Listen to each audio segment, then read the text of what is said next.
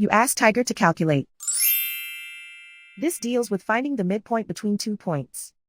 The midpoint between the 2 points is 42.5, negative 0.5. Let's solve it step by step. Plot the 2 points and calculate the midpoint using the formula. The coordinates of point 1 are, x1 equals 95, y1 equals negative 37. The coordinates of point 2 are, x2 equals negative 10, y2 equals 36.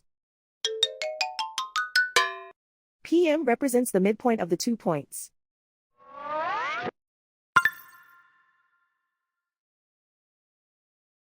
Use the x values in the midpoint formula to find the midpoints x. x1 equals 95. x2 equals negative 10.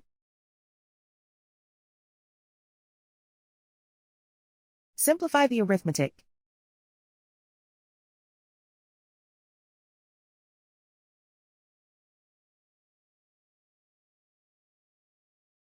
Use the y values in the midpoint formula to find the midpoints y. y1 equals negative 37. y2 equals 36. Simplify the arithmetic.